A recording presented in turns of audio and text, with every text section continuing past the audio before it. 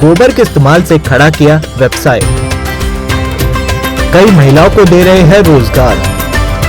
गौवंश की रक्षा का भी उठाया जिम्मा। पेशे से कंप्यूटर इंजीनियर रहे गुजरात के जिग्नेश पटेल और उनकी पत्नी रिंकल पटेल ने क्यों चुनी गौपालन की राह। देखिए किसान ऑफ इंडिया की उनसे ये खास बातचीत।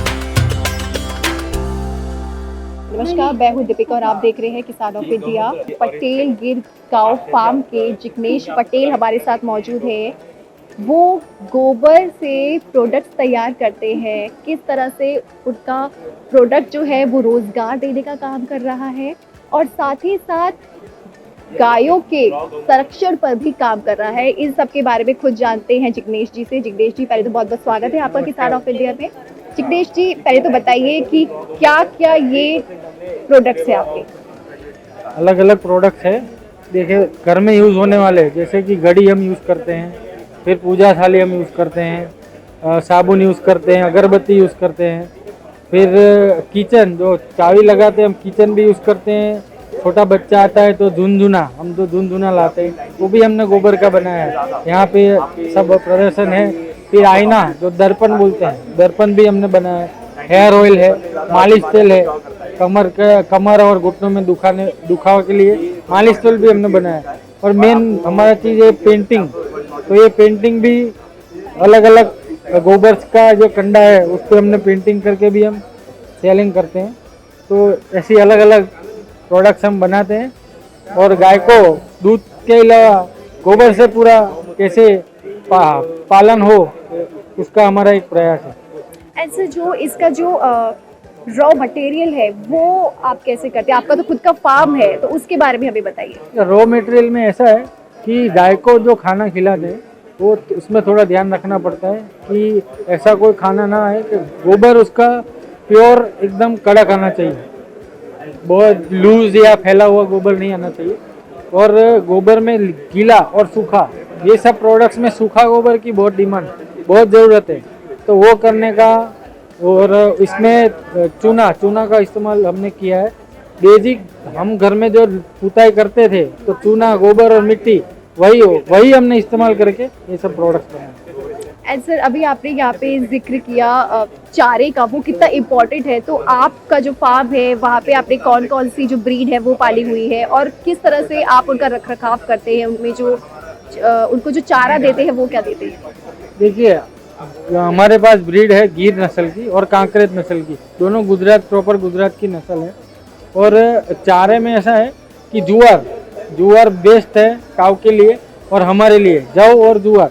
तो जुआर हम करते हैं, सूखा और हरा जुआर हम गाय को खिलाते हैं। और दाने में देते हैं प्रोटीन बेस्ड क्या दाल का चूरा, सब अलग अलग दाल का चूरा वो हम देते हैं। और सतावरी, अश्वगंधा, ये सब हम देते हैं। और हमारा दूध भी सेलिंग होता है मणिनगर, अहमदाबाद के जो एरिया है उसमें 120 रुपीज़ पर लीटर हम दूध भी सेलिंग करते हैं। एंड यहाँ पे मैं हमारे व्यूवर्स को बता दूँ कि जिग्नेश जी और उनकी वाइफ ने ये जो पूरा वेंचर खड़ा किया है, ये पेशे से रहे हैं कंप्यूटर इंजीनियर। तो सर, कैसे कंप्यूटर इंजीनियर का पेशा छोड़ के आपने इस फील्ड में आने का चुनाव किया? कंप्यूटर इंजीनियर एक ऐसा काम है कि सुबह बैठे तो शाम तक आपको बैठा ही रहने का, उसमें कोई जो आपने रूटीन जो सॉफ्टवेयर का जो फॉर्मूला है वही इस्तेमाल करने का, बाकी नया कुछ माइंड डेवलप के लिए है नहीं। अब ये क्या है कि हम संस्कृति, सनातन संस्कृति 5000 साल पुरानी है और इसको कैसे डेवलप करें उसमें अगर हम जाए तो अच्छा, ऐसा हमने सोचा। इसलिए हम ये फील्ड में आए कि गोबर का इस्तेमाल किया जाए, गाय रखी जाए जो हमें पुरखे करते थे और वो भले कम कमाते थे पर सुखी थे। तो हम भी वही सुख का रास्ता ढूंढने निकले हैं। और मैं एक चीज़ बता दूं कि जो भी सारे प्रोडक्ट्स हैं ये हैंडमेड प्रोडक्ट्स हैं और इसके ज़रिए कई रूरल एरियाज़ के युवाओं को, महिलाओं को रोज़गार देने का भी काम किया है। तो इसकी जो सफ़र है वो कैसे शुरुआत हुई? देखिए, पहले हमने कई ये छोटा गौशाला ये सब काम करती है कि दिया बनाती है, कि कंडे बनाती है, हवन के लिए सेलिंग करती है। पर ये सब क्या है कि रूटीन में यूज़ नहीं होता है। हवन हो तभी गाय का कंडा कोई सोचता है, पर हमें सोचा कि ऐसा कुछ बनाया जाए कि रूटीन में गाय दूध बेचना ही ना पड़े, कि गोबर का इस्तेमाल हर रोज होता रहे। और गोबर वो क्या कचरे में क्या उसको उकरड़ा बोलते हैं हमारे में, उकरड़ा में ना जाए। और रोज जितना गाय गोबर देती है दूसरे दिन उसका प्रोडक्ट बन जाना चाहिए और एक हफ्ते महीने में सिटी में चला जाना चाहिए। तो हमने 2 आदमी रखे, उसमें छोटे छोटे कंडे बनाए, उस पर रिसर्च किया इस पर क्या बन सकता है। तो ये हमने ये बनाया है। पहला फर्स्ट प्रोडक्ट हमारा ये था कि गाड़ी में सब कुछ ना कुछ लगाते रहते हैं, तो हमने ये माइनर आवाज़ मीठी सी आती है झंझरी की, और ये ओम भी स्वस्तिक लगा रखा है।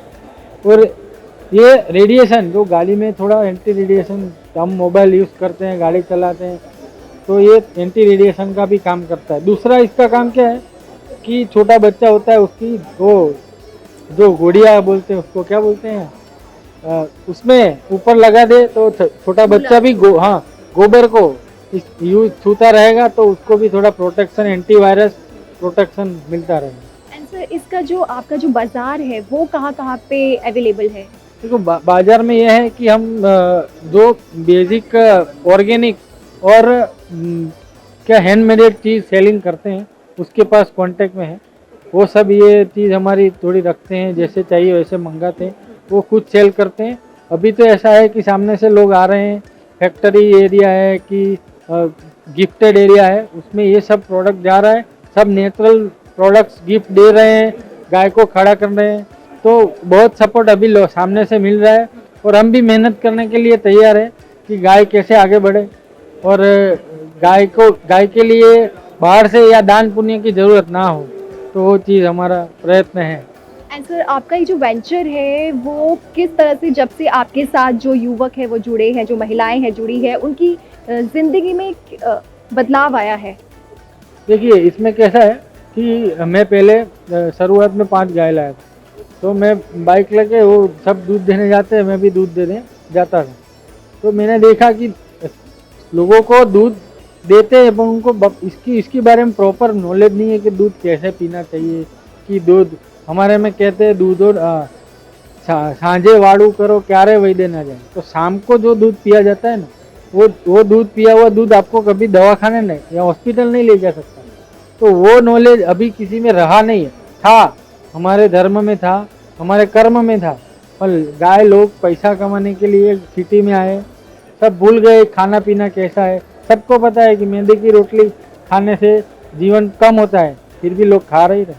तो वो प्रॉब्लम है। तो हमने वो नज़रिया किया कि धीरे धीरे काम की वजह से ही अपन लोग औरतें गोबर को छुए काम करें, उसको थोड़ा फीलिंग अच्छा हो।